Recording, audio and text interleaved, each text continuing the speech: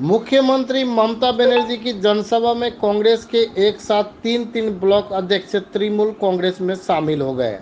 सोमवार को चकलिया की जनसभा में कांग्रेस के इस्लामपुर ब्लॉक अध्यक्ष सादिकुल इस्लाम, ग्वालपोखर 2 चकलिया के ब्लॉक अध्यक्ष मोहम्मद मुस्तफ़ा, ग्वालपोखर 1 ब्लॉक कांग्रेस अध्यक्ष नूर एहसान नूर ने कांग्रेस छोड़कर टीएमसी का झंडा थामे हैं।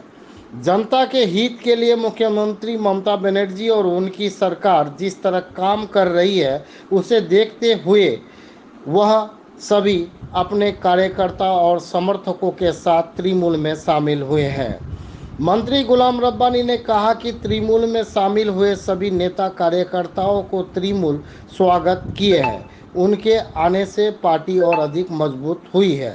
দেখে আমাদের মমতা ব্যানার্জির উন্নয়ন দেখে আর ওনার স্বভাব দেখে উনি যে এনআরসির এগেনস্টে, সিএর এগেনস্টে, বিজেপির এগেনস্টে যেটা ফাইট দিচ্ছেন ভারতে কেউ নাই, যার জন্য ওনারা 3 জন ব্লক প্রেসিডেন্ট, উনি শুধু ব্লক প্রেসিডেন্ট শুধু না, অঞ্চল প্রেসিডেন্ট থেকে আরম্ভ করে বুথ প্রেসিডেন্ট, আপনার ব্লক কমিটি, অঞ্চল কমিটি, বুথ কমিটি সবাই আজকে এখানে দিদির হাত ধরে হাতের দ্বারাই আপনার ঝান্ডা নিয়ে আজকে আমাদের দলে জয়েন করলেন।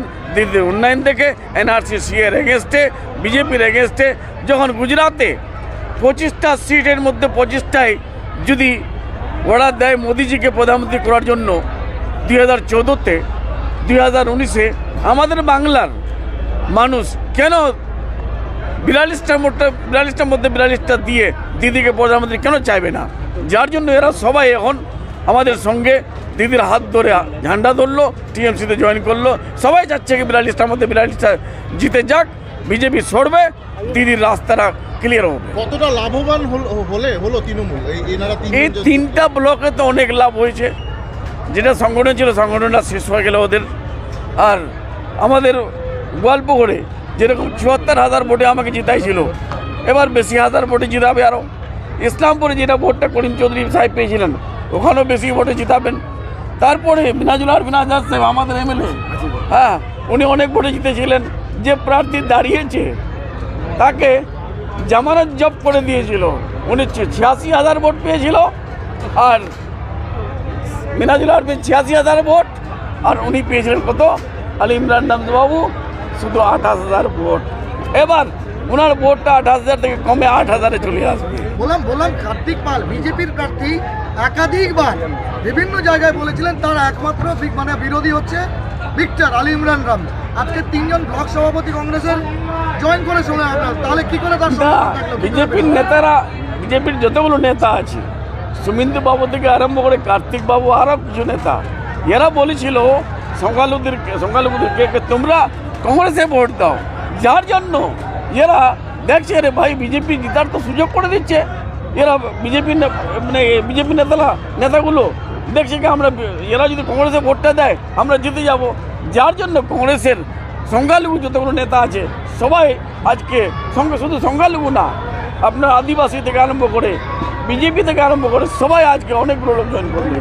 বললাম এর আগে করেছেন, আজকে কংগ্রেসের নেতারা সেই কারণেই কি ছেড়ে দিয়ে আপনার না, এরা যখন বুঝতে পেরেছিল এদেরকে, এরা কি করেছে, সুকান্ত মজুমদার থেকে আরম্ভ করে অধীর বাবু, সুমিন্দু বাবু, এরা টাকার খেল খেলছে। টাকা দিয়ে প্রার্থীকে সংখ্যালঘু ভোটটাকে খরিদ করার চেষ্টা করছে, আর কিছু ভোট খরিদ করার চেষ্টা করছে, যেটা লোক পছন্দ করছে না। যার জন্য আজকে এরা দেখলো যে এরা তো আগে লেফটের ভোট, বামের ভোটটা রামকে দেওয়া হলো 2019-এ, 2021-এ নীল হয়ে গেল। যেগুলো বেঁচে খেয়েছিল সেটাও বলছে ওরা যে যদি কংগ্রেসে কিছু ভোট চলে যায় সংখ্যালঘু, তো আমাদের রাস্তাটা ক্লিয়ার। যার জন্য এরা এদের কনস্পিরেসি, এদের ষড়যন্ত্রটাকে বুঝে, সাজিশকে বুঝে এরা আজকে আমাদের সঙ্গে আমাদের দলে জয়েন করলেন দিদির হাত ধরে। এরা বাংলার কোনো মানুষ চাচ্ছে না যে বিজেপি ফিরে আসুক, কিন্তু একমাত্র চাচ্ছে কে? আমাদের অধীর বাবুর এগেনস্টে, ইমরানের এগেনস্টে এরা আজকে আমাদের দল জয়েন করেছে। এনাকে আমি ধন্যবাদ দিচ্ছি, ডক্টর সাদিকুল ইসলাম, মাস্টার মুস্তফা সাহেবকে, নূর হাসানকে। ইনি এমএলএ কন্টেস্ট করেছিলেন 2021-এ, ইনি এমএলএ কন্টেস্ট করেছিলেন 1996-এ, উনি ব্লক প্রেসিডেন্ট, 3 জনে ব্লক প্রেসিডেন্ট। যার জন্য আমরা ধন্যবাদ দিচ্ছি। आप लोगों के सामने, मीडिया बंधु के सामने बदनाम ज़माना हूँ कि मैं बहुत लंबी भाषण और बहुत लंबा स्टेटमेंट देता हूँ, लेकिन आज के डेट में शॉर्ट में ही 2 शेर बोलूँगा। मैंने एक शेर बोलूँगा कि मैंने कांग्रेस क्यों छोड़ा है, और मैं एक शेर बोलूँगा कि मैंने टीएमसी क्यों ज्वाइन किया है। एक शेर है कि कांग्रेस क्यों छोड़ा है, बेवजह आते नहीं आँखों में आंसू, बेवजह आते नहीं आँखों में आंसू, कुछ बात हुई होगी दिल टूट गया होगा। आप लोगों को जवाब मिल गया होगा। लिल आकिल तकफील इशारा, अरबी का एक कहावत है कि अक्लमंदों के लिए इशारा काफ़ी होता है। शॉर्ट में बोल दिया कि बेवजह आते नहीं आंखों में आंसू, कुछ बात हुई होगी दिल टूट गया होगा। अब फिर मैंने टीएमसी ज्वाइन क्यों किया, उसके लिए बता रहा हूँ कि जो देश संकट में है, देश की प्रॉपर्टीज़ को बेचा जा रहा है, संविधान खतरे में है, देश की इज्जत आबरू खतरे में है, देश के लोग खतरे में है, तो इस हालात को देखते हुए अल्लामा इकबाल की एक शेर में मैंने गौर किया कि आबरू बाकी तेरी मिल्लत की जमायत से है। मिल्लत मतलब नेशन, जमायत का मतलब यूनिटी, एकता। तो कहते हैं कि आबरू बाकी तेरी मिल्लत की जमायत से है। जब ये जमायत गई तो दुनिया में रुसवा तो हुए।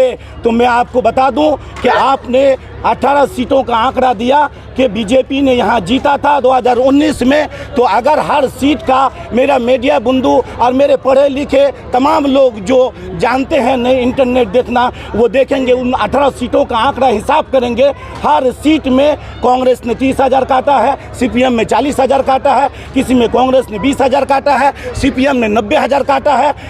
ये दोनों काटने के चक्कर में टीएमसी जो है वहाँ 5,000 में, 7,000 में, 10,000 में हार गई है। अगर ये दोनों वोट बंटवारा नहीं होता, अगर संख्या लोगों वोट बंटवारा नहीं होता, तो बीजेपी 2019 में एक सीट भी नहीं पाती। तो हम ऐसा काम क्यों करें जो शक्ति जो है बीजेपी को जिताने के लिए, बीजेपी को शक्तिशाली करने के लिए काम करे। ऐसी शक्ति में रह के कोई फायदा नहीं। ममता दीदी ने स्टेज में सबके सामने ये अनाउंस किया है कि दिल्ली अवस्था खराब, এই মুহূর্তে মমতা ব্যানার্জির হাতকে শক্ত না করলে এই লড়াইটা হবে না, হবে না, হবে না। এতদিন তাই ভিক্টরের সঙ্গে ছিলেন, আজকে হঠাৎ তৃণমূলে ভিক্টরের সঙ্গে থেকে এই লড়াইটা লড়তে পারছিলাম না। আজকে আমাকে বিজেপিকে যদি পরাস্ত করতে হয় তাহলে তৃণমূলকে সঙ্গে রাখতেই হবে, তৃণমূলকে জেতাতেই হবে। এবং এই লড়াই মমতা ব্যানার্জি লড়ছেন, দেশের স্বার্থে লড়ছেন, বাংলার সাথে লড়ছেন। সেই লড়াকু নেত্রীর পাশে না থাকলে আমাকে আমার দেশ ক্ষমা করবে না।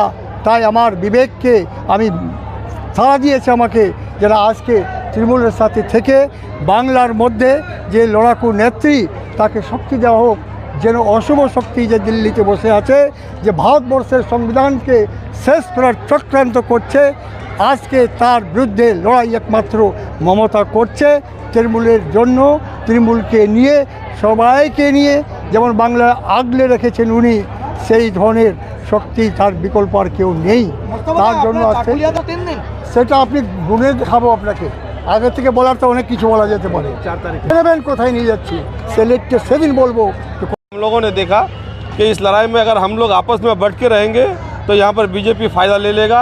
इसीलिए हम लोग जो है ये सोच के बीजेपी को यहाँ से उखाड़ फेंकने के लिए हम लोगों ने ये मशवरा किया अपने बीच में कि यहाँ पर इस बार जैसे हम लोगों के बीच वोट का बंटवारा नहीं हो, सबको एक साथ एक मुश्त होकर मिलकर सबको टीएमसी में वोट देकर हमारे यहाँ के जो कैंडिडेट है इनको जिताएंगे और यहाँ से 42 सीट हम लोग जिता करके दिल्ली भेजेंगे। क्यों? इसलिए कि जब मोदी राजस्थान से, ये क्या बोलते हैं कि गुजरात से जीत के आ सकता है पूरे जो सीट है उस स्टेट से लेकर के, तो अगर यहाँ से हम लोग दीदी को जिता के भेजते हैं 42 का 42 सीट दे करके, तो हम लोगों का एक हक बनता है उस वक्त कि दीदी को हम लोग प्राइम मिनिस्टर के रूप में देखने जाते हैं दिल्ली में। यही हम लोग उम्मीद के साथ आज जो है मंत्री रब्बानी साहब के लीडरशिप में और ममता बनर्जी के हाथ से हम लोगों ने जो झंडा पकड़ा, इसी मुहिम के साथ हम लोग आज आगे बढ़ रहे हैं और इंशाअल्लाह इस बार जो है पूरे वेस्ट बंगाल में 42 का 42 सीट टीएमसी के हाथ में आएगा।